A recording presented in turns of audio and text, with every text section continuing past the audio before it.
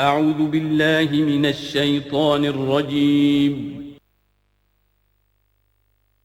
بسم اللہ الرحمن الرحیم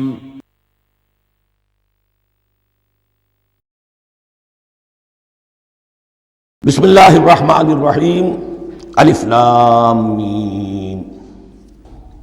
الف لام میم یہ حروف مقطعات ہیں، یہ علیحدہ علیحدہ پڑھے جاتے ہیں، علم نہیں پڑھ سکتے اس کو۔ الف لام میم، ہا میم ہے، ہا علیحدہ میم علیحدہ، اگرچہ لکھے ہوئے ہوتے ہیں جڑے ہوئے، کاف ہا یا عین صاد لکھے ہوئے جڑے ہوئے، پڑھے جائیں گے علیحدہ علیحدہ، قطع علیحدہ کرنا۔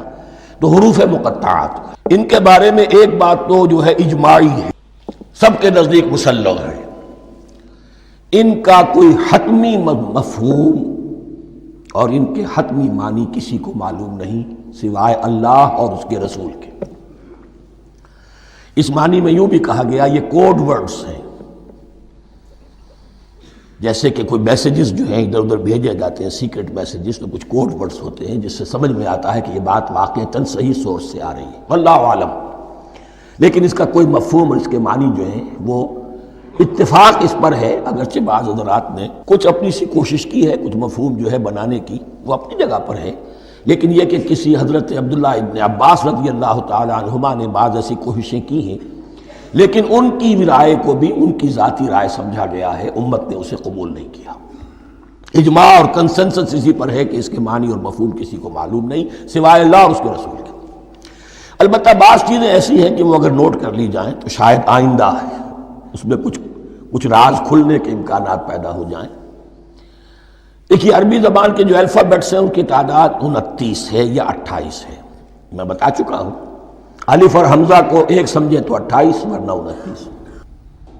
پہلی بات یہ نوٹ کیجئے، قرآن حکیم کی 114 صورتوں میں سے 29 صورتوں میں ان کے شروع میں یہ حروف مقطعات آئے ہیں۔ دوسری بات یہ کہ اس میں 28 کا نصف کیجئے تو 14 استعمال ہوئے، 14 نہیں استعمال ہوئے، بالکل آدھی تعداد استعمال ہوئی ہے۔ تیسرے یہ کہ جو شروع اور آخر اور درمیان 3 حصوں میں تقسیم کر دیجئے آپ، 9 9 9 پلواڑی 27، ایک طرف 10 رہ جائیں گے۔ پہلے حصے میں سے بہت کم حروف لیے گئے، بہت کم،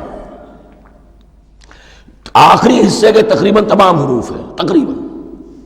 درمیانی حصہ وہ ہے کہ جس میں آپ نے دیکھا ہے کہ عربی میں جوڑوں کی شکل میں ہے، صاد ضاد، فرق کیا ہے نقطے کا، سین شین فرق کیا ہے نقطوں کا، را زا فرق کیا ہے نقطے کا۔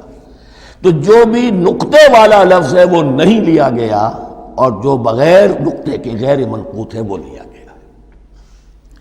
پھر اس میں 3 صورتیں ہیں جن میں ایک ایک حرف آیا ہے، سورہ قاف، سورہ نون، سورہ صاد۔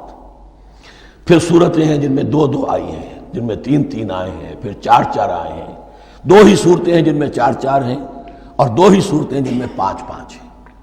تو یہ ہے صرف یوں سمجھیے کہ اعداد و شمار۔ اس کے حوالے سے کچھ آدمی غور کرے تو شاید کوئی بات نکلے۔ باقی وہ مثال میں آپ کو بتا دیتا ہوں کہ حضرت عبداللہ ابن عباس نے ایک رائے ظاہر کی کہ الف لام میم در حقیقت ایک جملے کا خلاصہ ہے، انا اللہ اعلم۔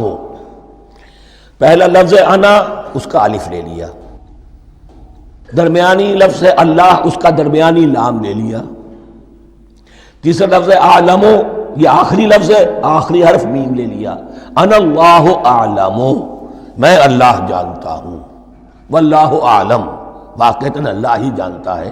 یہ حضرت عبداللہ ابن عباس کی رائے ہے، لیکن اگرچہ انہیں حبر الامت مانا گیا ہے، لیکن یہ کہ ان کی اس رائے کو بھی اکثر و بیشتر مفسرین نے قبول نہیں کیا۔ اب جو پہلے 2 رکوع ہیں اس سورہ بقرہ کے، ان کے بارے میں تعویل عام اور تعویل خاص کا ایک بڑا بنیادی فرق ہے جو نوٹ کر لینا چاہیے۔ جس وقت یہ صورت نازل ہو رہی ہے، میں عرض کر چکا ہوں کہ 12 سال ہو چکے تھے حضور کو اپنا فریضہ نبوت اور رسالت ادا کرتے ہوئے۔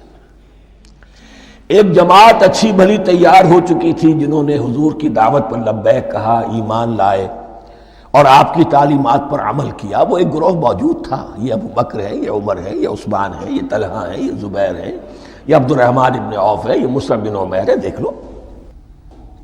اور ایک گروہ وہ تھا کہ جو حق کو جان کر پہچان کر محض اپنی ضد اور ہٹ درمی کی باعث وہ کفر پر اڑ گیا تھا. اور اب ایک تیسرا گروہ پیدا ہو رہا تھا مدینے میں آ کر، وہ ابھی ایمبریونک سٹیج میں ہے، کہ جو داعی ہے، مدعی ہے کہ ہم مانتے ہیں لیکن حقیقت میں نہیں مانتے. یہ تین قسم کے گروہ دنیا میں ہمیشہ پائے جائیں گے، ہمیشہ.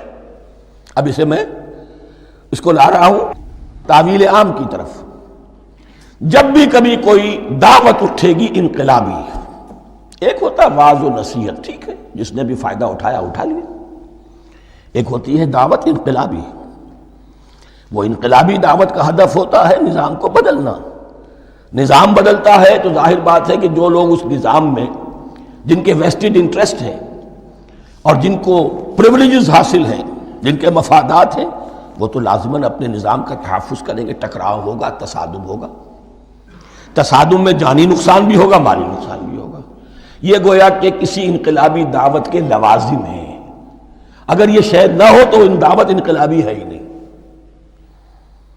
اس اعتبار سے ہر انقلابی دعوت کے جواب میں تین طبقے پیدا ہو جاتے ہیں. ایک وہ کہ جو اس دعوت کو قبول کرتے ہیں دیانت کے ساتھ، خلوص کے ساتھ، اخلاص کے ساتھ، اور پھر پوری جواں مردی کا ثبوت دیتے ہیں. ہر چہ بعد آباد، اب جو آئے سو آئے.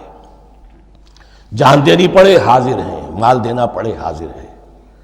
کوئی تکلیف آئے، کوئی مشقت آئے، کوئی مصیبت آئے، کوئی قربانی کرے حاضر. جب پکارا گیا واپس نہیں پھیرا کوئی فرمان جنوں کا، اور تنہا نہیں لوٹی کبھی آواز جرس کی. خیریت جاں راحت تن صحت داما، سب بھول گئیں مصلحتیں اہل ہوس کی.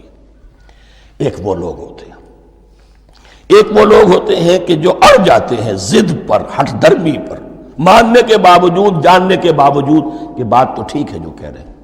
کیسے مان لیں؟ ہماری سیادت، ہماری چودراہٹ، ہمارے مفادات، ہمارے یہ ساری چیزیں، ان سب کے اوپر زد پڑ رہی ہے. یہ لوگ اڑ جاتے ہیں اور پھر کوئی دعوت، کوئی نصیحت، کوئی مزید افہام و تفہیم ان کے حق میں مفید نہیں ہوتی. اس لیے کہ صحیح بات ہے جو کہتے ہیں کہ سوتے کو تو جگایا جا سکتا ہے، جاگتے کو کیسے جگائیں؟ کوئی سویا ہوا ہے تو آپ اسے جگا دیں گے. جو جاگا ہوا ہے لیکن وہ بنا ہوا ہے، وہ اٹھنے کو تیار ہی نہیں ہے، تو آپ کیسے اٹھا دیں گے اس کو؟ تو جو لوگ جان بوجھ کر حق کو پہچان کر رد کر دیتے ہیں، پھر ان کے حق میں کوئی دعوت، کوئی نصیحت، کوئی تبلیغ، کوئی انذار، کوئی تبشیر مفید نہیں ہوتی. تیسرا درجہ ایسے لوگوں کا ہوتا ہے جو یا تو شروع میں آتے ہی شرارت کے ارادے سے ہیں، کوئی مصلحت ہے جس کی وجہ سے اس دعوت کو قبول کر لیا، کوئی ذاتی منفعت ہے جس کے لیے قبول کر لیا، یا یہ کہ شروع میں تو اخلاص کے ساتھ آتے ہیں لیکن جب قربانی دینے کا وقت آتا ہے تو ان کے اندر سیرت و کردار کی وہ مضبوطی نہیں ہوتی کہ ہر چہ بعد آباد، یہ نہیں ہوتی. وہ پھر ڈگمگاتے رہتے ہیں. کبھی کچھ چلے پھر کہیں ٹھٹک کر رہ گئے، پھر کہیں کچھ چلے پھر ٹھٹک کر رہ گئے. یہ تیسرا طبقہ ہے کہ جو کہتا ہے، دعوی مدعی ہے کہ ہم نے مانا ہے، قبول کیا ہے، بات ٹھیک ہے، کچھ تھوڑا بہت چلتے بھی، لیکن جہاں مشکل آئی چھٹک کر کھڑے ہو گئے، اوندھے منہ گر پڑے. یہ تیسرا طبقہ ہے. اس کے لیے لفظ ہمارے ہاں منافقین بھی ہے، لیکن اس رکوع میں آ کر ابھی ان 4 رکوعوں میں نہیں بلکہ سورہ بقرہ میں مکمل میں بھی کہیں نفاق کا لفظ نہیں آیا ہے، اس لیے کہ اسے مرض سے تعبیر کیا گیا. یہ مرض ہے ایک، اور اس مرض کے ذریعے سے لوگوں کے اندر جو ہے وہ ایک نفاق کا بیج پڑ رہا ہے، جو ظاہر ہوگا تو منافقت پوری کی پوری کھل کر سامنے آ جائے گی. روگ ہے انسانی شخصیت کا. اس حوالے سے وہ تیسری، اور یہ چونکہ اہم ترین حصہ تھا اور یہ مرض اب شروع ہو رہا تھا مدینے میں، مکے میں نہیں تھا، لہذا زیادہ تفصیل سے اس کے بارے میں گفتگو ہوئی. اب ان 2 رکنوں کا سلسلے وار مطالعہ انشاءاللہ اس دوسری نشست میں کریں گے.